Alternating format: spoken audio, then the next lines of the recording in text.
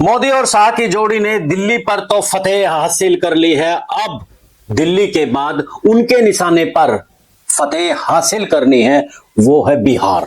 यानी कि मध्य प्रदेश, राजस्थान, छत्तीसगढ़, हरियाणा, हर जगह भगवा फहराने के बाद अब बारी बिहार की है। तो बिहार में एक तरफ नीतीश कुमार तो दूसरी तरफ तेजस्वी यादव, वहां पर बीजेपी का जनाधार कम है।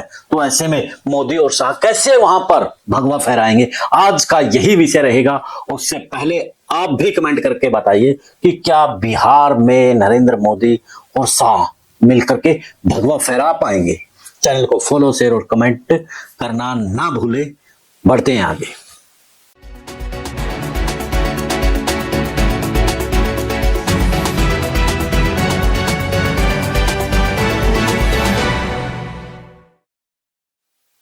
सभी नमस्कार, राम राम। मैं कुलदीप खंडेलवाल, द विश्व प्रेम न्यूज। दिल्ली के चुनाव में लग रहा था कि आम आदमी पार्टी अपना वजूद बचाएगी और सरकार बना लेगी। कुछ एग्जिट पोल, कुछ सर्वे ऐसा कह रहे थे। हालांकि हम तो कह रहे थे कि दिल्ली के अंदर हरियाणा की तरह खेल होगा, चौंकाने वाला खेल होगा, और वही खेल हुआ। ऐसे ही हरियाणा में हुआ था। हरियाणा में लग रहा था कि कांग्रेस की सरकार बनेगी, लेकिन विश्व प्रेम न्यूज का जो आंकलन था, जो सर्वे बताए थे, हमने यही बताया था कि 37-38 सीटों के ऊपर कांग्रेस थम जाएगी और 40 सीटों के आसपास कहीं ना कहीं बीजेपी आएगी, सरकार बीजेपी बनाएगी। यही हम दिल्ली के चुनाव में कह रहे थे कि चाहे सीट 30 आए, लेकिन सरकार तो बीजेपी बनाएगी। ऐसा ही कुछ दोनों जगह है हुआ। अब दोनों जगह जहां आम जनता को, राजनीतिक गलियारों को, सबको हैरान कर दिया, दिल्ली और हरियाणा की जीत के बाद सबको चौंका दिया। अब चौंकाने की बारी बिहार की है। तो बिहार में एक तरफ जहां नीतीश कुमार का प्रभाव कम हो रहा है, तो दूसरी तरफ तेजस्वी यादव का जो प्रभाव है वो बढ़ रहा है। ये सब कहीं ना कहीं बीजेपी देख रही है। तो जहां एक और बीजेपी ने अपना तरफ का इक्का चला है, जैसे कि दिल्ली के अंदर ओवैसी का चला था, कुछ सीटों पर ओवैसी को चुनाव लड़वाया गया और वहां पर बीजेपी अपनी सीटें जीत गई। इनके भाजपा मैनेजमेंट से चुनाव जीतती है, चाहे हरियाणा लीजिए, चाहे महाराष्ट्र में लीजिए, चाहे मध्य प्रदेश में लीजिए।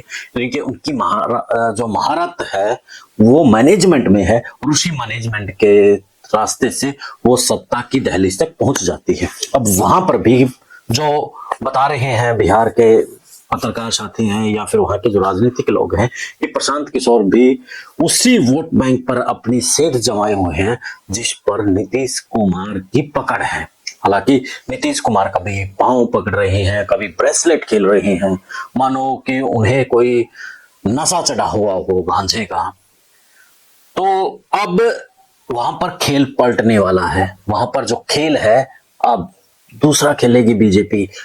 अब वहां पर चिराग पासवान को कहीं ना कहीं आगे कर सकती है बीजेपी, और चिराग पासवान को आगे कर देती है तो जो दलित और पिछड़ा का जो वोट बैंक है वो बीजेपी को कहीं ना कहीं मिलने के आसार हो सकते हैं। चिराग पासवान हाल फिलहाल बीजेपी के एनडीए का हिस्सा है और कैबिनेट मंत्री भी हैं। उसके ऊपर बहुत से गंभीर आरोप लगते रहते हैं, लेकिन वो आरोपों की परवाह ना करते हुए वो आगे चलते रहते हैं। पिछले दिनों भी उनके पीछे 10-15 दिन से मीडिया उनके पीछे लगा हुआ है, और जो स्वर्ण लॉबी के जो नेता हैं वो भी पीछे लगे हुए हैं। वो नहीं चाह रहे हैं कि चिराग पासवान मुख्यमंत्री बन जाए, लेकिन बीजेपी यहाँ पर झोल करने वाली है। और जो बिहार की राजनीति के बीजेपी के नेता हैं वो भी नहीं चाहते कि चिराग पासवान मुख्यमंत्री बने, क्योंकि उनका पता साफ होता है। लेकिन जो मोदी और शाह की जोड़ी है, जहां वो सोचते हैं सत्ता के लिए, कहीं ना कहीं वो सत्ता की दहलीज तक पहुंच जाते हैं। अब बिहार में भी ऐसा खेला वो कर सकते हैं। आप देख लीजिए हरियाणा के चुनाव में, जब 2014 के चुनाव में आए, तब वहां पर मुख्यमंत्री की दौड़ में जहां रामविलास शर्मा जैसे दिग्गज नेता, कैप्टन अभिमन्यु जैसे दिग्गज नेता, अनिल विज जैसे दिग्गज नेता चेहरे के तौर पर थे, लेकिन एकदम से मनोहर लाल खट्टर को सीएम बना दिया गया। इसी प्रकार से राजस्थान में भी वसुंधरा राजे जैसी दिग्गज सीएम को पछाड़ कर एक पीछे की पंक्ति में बैठा भजनलाल को सीएम बना दिया गया। इसी प्रकार से मध्य प्रदेश में भी खेल हुआ। मध्य प्रदेश में जहां शिवराज सिंह चौहान एक बड़े नेता, एक पॉपुलर सीएम के तौर पर जाने जा रहे थे, वहां पर भी मोदी और शाह ने खेल कर दिया और वहां पर नया चेहरा ला करके मोहन को चौंका दिया। ऐसा ही फिर 2024 के चुनाव से पहले हरियाणा में हुआ। हरियाणा में जहां नायब सिंह सैनी को सीएम बना करके हारी हुई बाजी पलट दी। ये कि चुनाव जीतने का सबसे बड़ा फार्मूला यही था कि ओबीसी वोट बैंक को मजबूती से अपनी तरफ लाया जा सके। तो वही हुआ, वो वोट बैंक अपनी तरफ आया और हरियाणा में सत्ता में बीजेपी फिर से आ गई। ऐसा ही कुछ अब बिहार में होने की संभावना है। वहां पर चिराग पासवान को भाजपा सीएम का चेहरा बना सकती है, उसे सीएम बना सकती है। हालांकि अभी कहना ये गलत होगा। जो हाल फिलहाल जो चीजें नजर आ रही हैं हम वो बता रहे हैं, जो वहां के लोगों से पता लगे, नेताओं से पता चली, पत्रकारों से पता चली। अब देखना दिलचस्प यही रहेगा कि क्या बिहार की राजनीति करवट बदलेगी। क्या जो दलित और पिछड़ा वर्ग है वो चिराग पासवान पर विश्वास करेगा।